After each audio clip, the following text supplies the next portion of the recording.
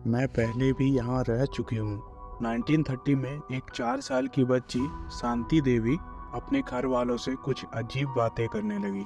वो उन्हें अपने पिछले जन्म के बारे में बताने लगी। वो कहाँ रहती थी, उसका पति कौन था और किन कारणों से उनकी मौत हुई थी।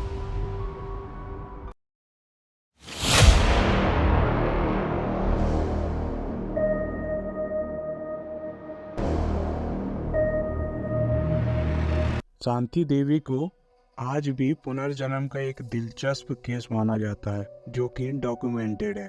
पुनर्जन्म या री इनकारनेशन एक ऐसा टॉपिक है जो सुनने में इंटरेस्टिंग मूवी की कहानी की तरह लगता है। अगर आप चाहते हैं कि शांति देवी के ऊपर एक डिटेल वीडियो आए तो हमें कमेंट करके जरूर बताएं। पुनर्जन्म या री इनकारनेशन एक ऐसा टॉपिक है जो सुनने में इंटरेस्टिंग मूवी की कहानी की तरह लगता है, पर इस टॉपिक ने आज तक साइंटिस्ट को भी बेचैन किया है। 1960 में एक American psychiatrist doctor Ian Stevenson ने रीइंकार्नेशन के ऊपर एक डिटेल स्टडी की, जिसमें उन्होंने 3000 से भी ज़्यादा केसेस को कलेक्ट किया और उनके डिटेल एग्जामिनेशन में ये सामने आया कि कई 8 से 9 साल के बच्चों को कुछ ऐसी बातें और जगह याद थी जिसका उनसे कोई कनेक्शन नहीं था। डॉक्टर स्टीवेंसन को अपनी रीइंकार्नेशन थ्योरीज के लिए काफ़ी क्रिटिसिज्म भी मिला। आज भी साइंस रीइंकार्नेशन थ्योरी को एक मिस्ट्री या मिथ की तरह ही देखता है। पुनर्जन्म के इस टॉपिक को काफ़ी डिटेल में एक्सप्लेन किया गया है। भगवत गीता में श्री कृष्ण जी ने अर्जुन को ये समझाया है कि हमारा शरीर डिस्ट्रॉय हो सकता है लेकिन हमारी आत्मा हमेशा अमर रहती है। भगवत गीता के 8वें अध्याय के 6 श्लोक के अनुसार जो बातें इंसान को उसकी मृत्यु के वक्त याद होती है वो उसकी आत्मा का एक हिस्सा बन जाती है और वही बातें वो दूसरे शरीर में जाने के बाद भी याद कर पाता है। इन्हें पॉपुलरली पास्ट लाइफ मेमोरीज कहते हैं, जिनके सोर्स पे आज भी आर्गुमेंट और डिबेट्स हो रहे हैं। भगवत गीता कहती है कि मृत्यु और पुनर्जन्म एक ऐसी साइकिल है जो कभी खत्म नहीं होती है और इससे आत्मा बार बार गुजरती है। पर क्या साइंस आत्मा को मानता है? डॉक्टर विल्डर पेनफील्ड ने अपने book the mystery of mind में ऐसे एक्सपेरिमेंट को मेंशन किया है जिसे वो आत्मा के एग्जिस्टेंस को प्रूव करना चाहते थे।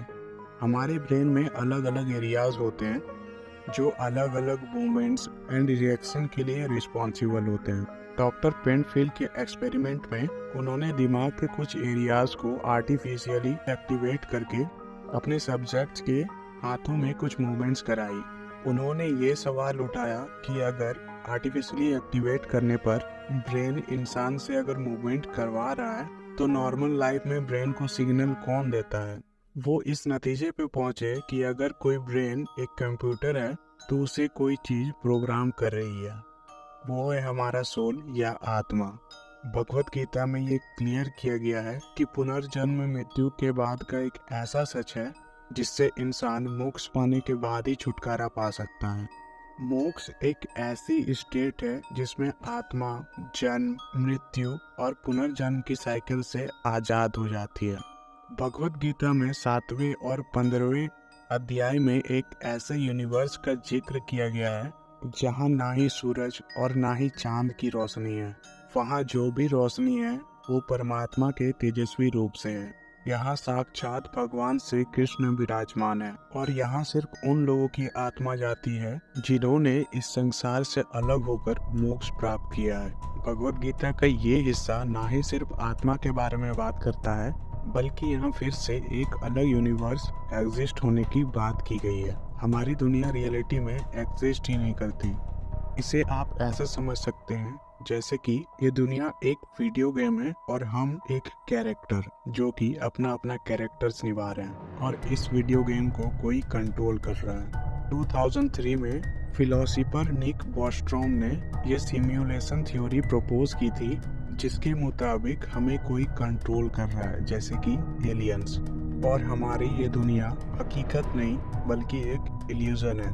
पर हैरानी की बात यह है इस इल्यूजन के बारे में कई दशकों पहले हमारे वेदों और पुराणों में बताया गया है और वहाँ इसे माया कहा जाता है, एक छलावा जो कि एग्जिस्ट ही नहीं करता हो, जैसे कि एक वीडियो गेम। जिस तरह वीडियो गेम में हम अपनी मर्जी से अपनी दुनिया बना सकते हैं, और उसे डिस्ट्रॉय कर सकते हैं, उसी तरह भगवत गीता के 9वें अध्याय के अनुसार श्री कृष्ण ने ये संसार और इसमें रहने वाले सभी प्राणियों की रचना की है, और अगर वो चाहें तो इस पूरे संसार को डिस्ट्रॉय भी कर सकते हैं। इसका मतलब ये है, जो थ्योरी साइंटिस्ट समझने की कोशिश कर रहे हैं उसे श्री कृष्ण ने पहले ही भगवत गीता में समझा दिया है। फर्क सिर्फ इतना है, जहाँ कुछ लोगों को लगता है हमें एलियंस कंट्रोल कर रही है, वही भगवत गीता कहती है हम एक ऐसे ब्रह्मांड का हिस्सा है जो परमात्मा या सुप्रीम गॉड के कंट्रोल में है, जो कि श्री कृष्ण का ही एक रूप है। भगवत गीता में योग और मेडिटेशन को बार बार बताया गया है, पर क्या आप जानते हैं मेडिटेशन की ताकत से दुनिया में हो रही जितनी भी क्राइम है उसे भी खत्म किया जा सकता है।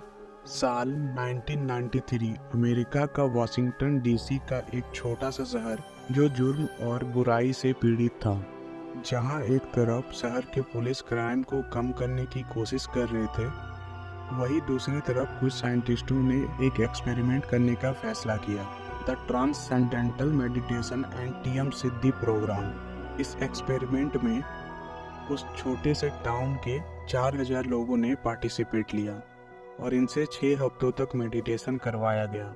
इसके रिजल्ट हैरान कर देने वाले थे। 6 हफ्तों के अंदर उस जगह का क्राइम रेट 23% कम हो गया। भगवत गीता भी हमें यही सिखाती है।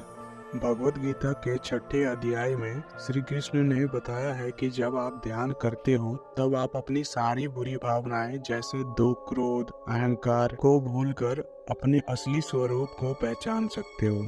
जिस पावर ऑफ मेडिटेशन का इम्पोर्टेंट साइंटिस्ट 20वीं सदी में समझा रहे थे, वही हमारे धर्म ग्रंथों ने कई हजार साल पहले ही बता दी थी। हमारे धर्म ग्रंथों में ऐसी कई रहस्य छुपे हुए हैं, जब आप उनके बारे में जानोगे तो आपको लगेगा कि ऐसा बहुत सारा ज्ञान है जो अभी तक खोजा नहीं जा सकता।